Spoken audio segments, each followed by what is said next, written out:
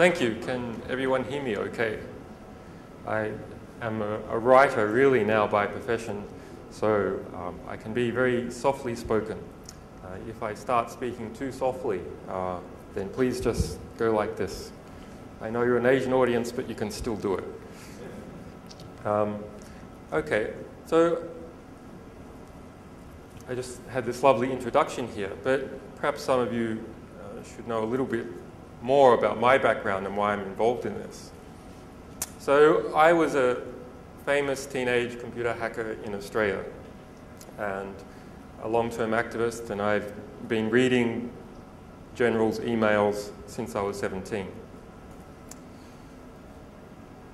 After some famous cases where I had a magazine that I wrote and I was involved in a prosecution in Australia and 6 years in court, I went on to do other things. I mean, I wrote books and I did some documentaries and lots of human rights work, lots of cryptography work.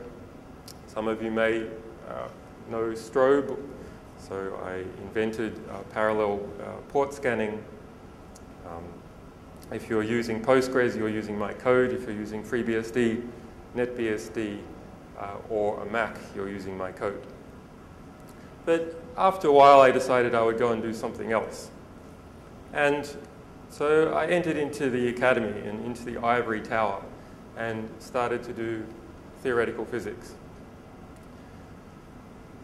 And what I thought I would create was a world that was mathematically pure for myself, that had a good history, a good intellectual history, and possibly a good intellectual future.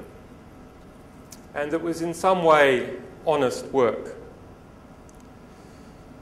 But what I found, being an academic, was that no part of the economy anywhere in the world is isolated, including the highest part of the ivory tower. That in fact at the bottom of every ivory tower rests corrupt money, rests the bodies of people killed in war. And in my particular case, I found that the quantum cryptography group in Australia was being financed by the National Security Agency, that the applied mathematics group in Australia was designing mathematical models to build an enhanced version of the Grizzly plow. That's a high-speed military bulldozer designed to bury people alive. And many more things like that. So not even in this highest reach of the ivory tower can you avoid the fact that the world is completely connected. When government is illegitimate, government taints everything beneath it, every aspect of the economy, every person in a country, including those most removed, including pure mathematicians.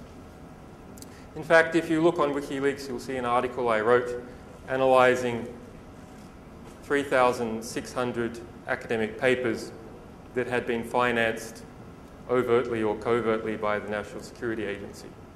Google for MDA 904, the grant code used by the Maryland Procurement Office, a cover name, a light cover name for the National Security Agency.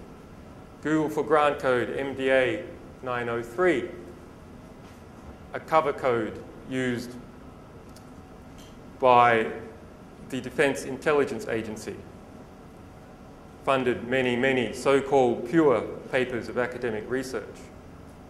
The CIA has funded papers supposedly by anthropologists and people interested in stress, covertly to determine the most efficient way to torture people. Nowhere is free from the illegitimacy of corrupt, morally or financially corrupt government.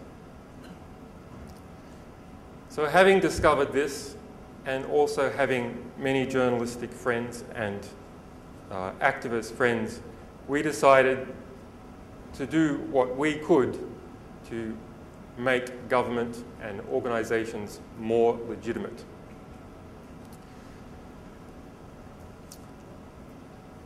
what we had seen as journalists is that there were two sorts of political reform that happen in society.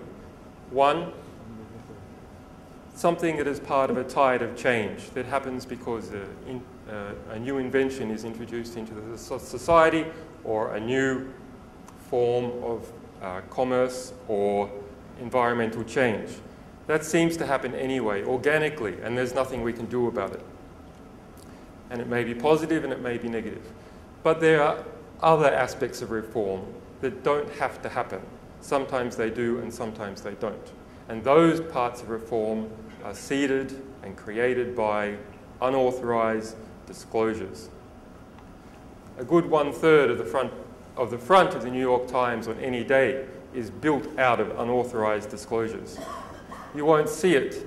You'll just see documents seen by the New York Times. Or you'll see a senior official speaking confidentially says something. And that's really the big driving force for political reform all across the world, is individuals who know of an unjust plan or an unjust past, revealing it to the population, so all the people in the population can decide to support or not support those people or their opponents, not just in democracies, but in all countries. So, what is Wikileaks? Okay, the group of people, activists and journalists, cryptographers who came together, we call them Sunshine Press. We have a platform on the internet, our most famous platform, and that is called Wikileaks. So we do something relatively simple. We want to enable information to go out to the public that is not just any information, but that it has the greatest chance of achieving political reform, positive political reform in the world. There's a lot of bits everywhere in the world. Some of those bits are special. Some of those bits can achieve something good. And the more bits there are in the world, the more the problem becomes, how do you find those bits which can change our civilization into a better state? So we look for an economic signal, a color on those bits, which is that they are restricted, that someone understands those bits, the people who created them. That's who understands them the best. And they have restricted them from the public because they understand that when that material is released, it makes it harder for them to carry out unjust plans, because those plans will be opposed. Or if they have carried out such plans in the past, the anger from the discovery will cause people to take away some of their power.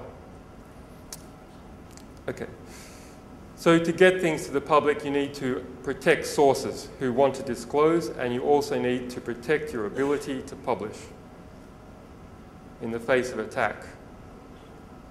And people like to say that the internet is a place of free speech. Nothing could be further from the truth. What the internet has allowed is publishers to publish cheaply. And with that vast influx of new publishers, some of those publishers are motivated to protect what they are publishing. But in general, the internet is the easiest place to censor. You can't take a paper back from a library, not very easily. But you can do it on the internet, no problem at all.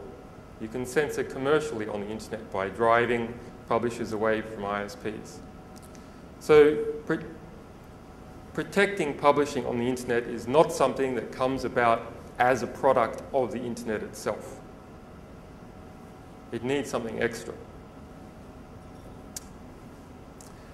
We don't publish everything because there's too much to